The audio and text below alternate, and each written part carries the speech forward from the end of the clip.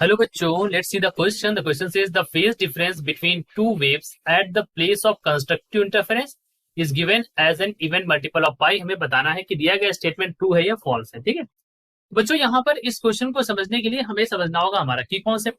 और की कॉन्सेप्ट क्या होता है? तो की कॉन्सेप्ट में हम समझेंगे यहाँ पर इंटरफेरेंस के बारे में। ठीक है, क्योंकि यहाँ पर वर्ड आया है इंटरफेरेंस।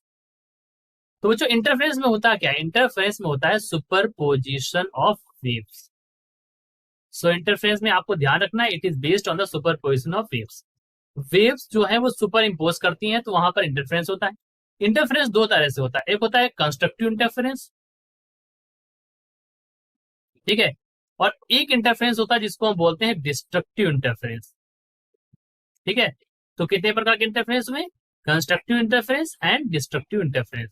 अगर हम बात करें यहाँ पर for the case of constructive interference, तो यहाँ पर जब कंस्ट्रक्टिव इंटरफेरेंस होता है जब वेव्स हमारी क्या होती है, सेम फेज में कोइंसाइड होती है।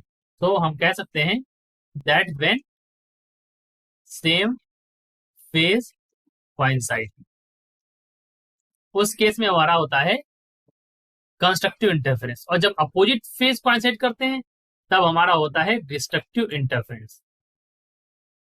ठीक है, अगला पॉइंट ये होगा कि यहाँ पर देखिए, यहाँ पर जो फाई की वैल्यू होती है वो क्या होती है? यहाँ पर जो फाई की वैल्यू होती है यानी कि फेज की वैल्यू होती है वो क्या होती है? तो यहाँ पर जो फेज डिफरेंस होता है that is equal to 0, 2 pi, 4 pi and so on. यानी कि कॉस पाई जो होता है, यहाँ पर कॉस फाई की वैल्यू अगर हम निकालेंगे तो cos phi is equal to यहाँ पर आता है 1।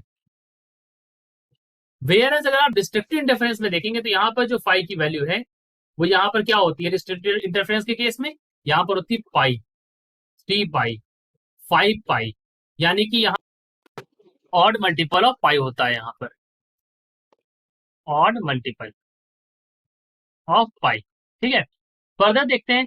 तो further we can say that कि अगर आप यहाँ पर देखेंगे in the case of constructive interference जो तो पाथ डिफरेंस होता है बच्चों। यहाँ पर अगर मैं यहाँ पर बात करूं पाथ डिफरेंस की, तो यहाँ पर पाथ डिफरेंस होता है that is equal to 0 lambda 2 lambda, यानी कि आप पाथ डिफरेंस याद रखेंगे कितना होता है? एन लेमडा के रूप में।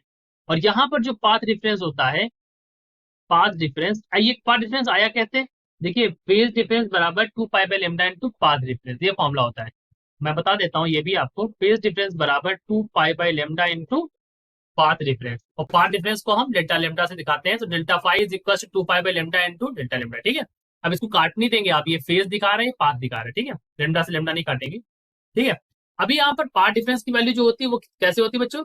यहाँ पर पाथ डिफरेंस की वैल्यू होती है 2n-1 लेमडा बाई 2। ये भी फॉर्मूला आप यहाँ पर याद रखेंगे। ठीक है, अभी क्वेश्चन में बोला गया है the phase difference between two waves at a place of constructive interference given as even multiple of pi. यहाँ पर आपने देखा फेज डिफरेंस क्या है?